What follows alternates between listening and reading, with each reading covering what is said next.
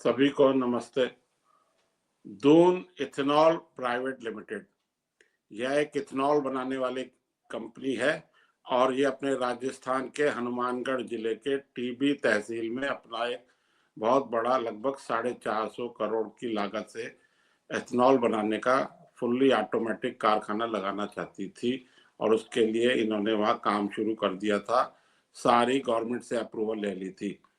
यह जो प्लांट लगाने का जो प्लान है वो कांग्रेस की अशोक गहलोत मुख्यमंत्री की सरकार से ही चल रहा था, जिसको बीजेपी की भजन लाल सरकार ने हरी झंडी दी।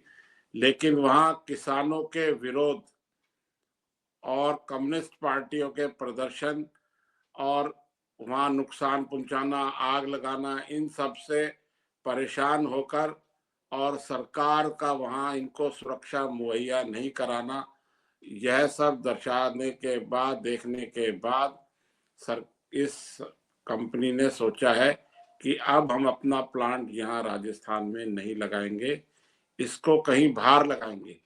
यह राजस्थान सरकार के लिए एक बुरी खबर भी है और शर्म की बात भी है कि राजस्थान सरकार इनको सुरक्षा मुहैया नहीं करा सकी और ना उनको आश्वस्त कर सकी। राजस्थान में बीजेपी की सरकार है, यह हम सब जानते हैं। अच्छा, अब इसका कांग्रेस ही विरोध कर रही है। कांग्रेस की सरकार ने तो ये प्लान बनाया था। अब या तो कांग्रेस और अशोक गहलोत ये सोच रहे हैं कि अब ये प्लांट बीजेपी के टाइम लग जाएगा तो ये सारा श्रेय बीजेपी को मिल जाएगा, तो हम क्या करेंगे।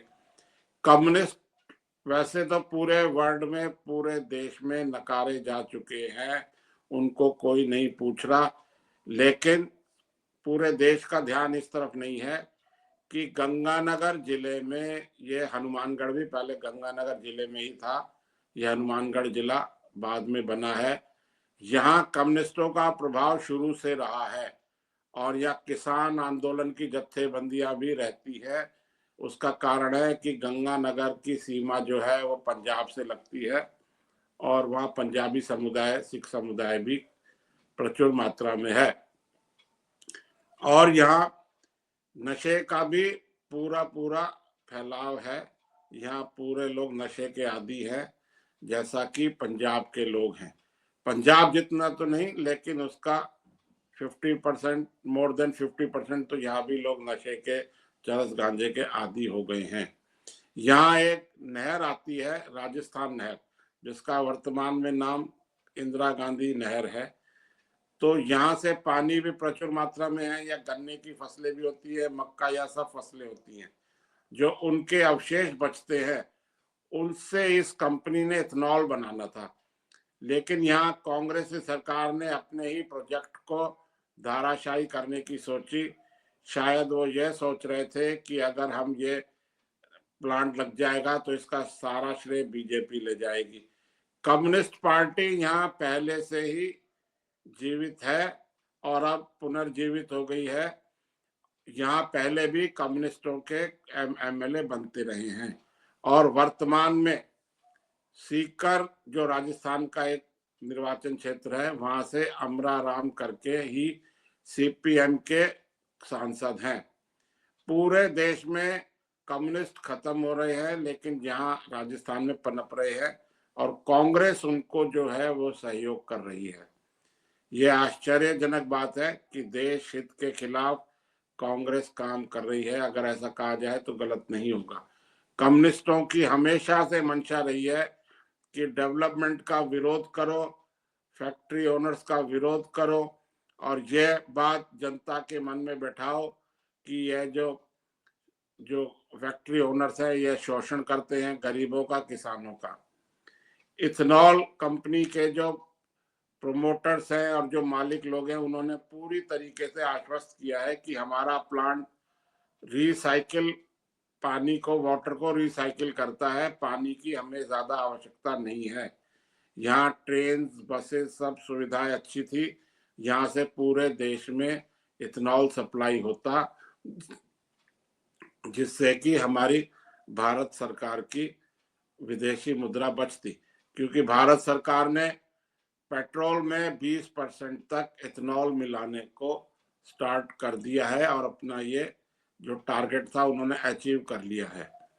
अब यह बड़ी आश्चर्यजनक और बड़ी विडंबना की बात है कि बीजेपी की सरकार है राजस्थान में, वो सुरक्षा मुहैया नहीं करवा पा रही है इस फैक्ट्री वालों को, और यूपी की सरकार ने पूरा पूरा आश्वासन दिया है कि आप यहाँ फैक्ट्री लगाए, हम आपको पूरी सुरक्षा और हर तरीके की सुविधा देंगे। और वहां भी बीजेपी की योगी जी की सरकार है, अब हम सब जानते हैं। अब यह तो कांग्रेस को एक मौका मिल गया है और बीजेपी की स्थिति बड़ी खराब हो गई है। अब करे तो क्या करे, आगे क्या होता है देखना पड़ेगा। बाकी कांग्रेस ने यह ठान रखा है, जत्थेबंदियों ने किसानों की, वो किसान आ रहे हैं, जितने किसान थे ये सब फ्री हो गए थे वहां से, पंजाब से, कि अब वहां कोई इनकी दाल नहीं गल रही। तो अब इन्होंने अपना नया मोर्चा जो है हनुमानगढ़ में खोल लिया था, जो एक तरीके से उनका सफल ही हो गया। जब वहां से फैक्ट्री जो है अब आगे नहीं उसका डेवलपमेंट होगा और वो बंद करके यहाँ से शिफ्ट हो जाएंगे, तो ये माना जाए कि किसान आंदोलन की या ये देश विरोधी ताकतों की जीत हो गई है। किसान आंदोलन तो इसको नहीं कहना चाहिए, देश विरोधी ताकतों की जीत हो गई है, तो गलत ना होगा। और बीजेपी की सरकार इसको नहीं रोक पाई, इस आंदोलन को दोबारा प्रमाणित हुआ, और इससे यही संदेश निकल के आता है कि इन देश विरोधी ताकतों के खिलाफ सख्त कदम उठाए जाने की जरूरत है, नहीं तो यह पूरे देश में, प्रदेश में ऐसे ही फसाद करते रहेंगे। आपका बहुत बहुत धन्यवाद। वंदे मातरम।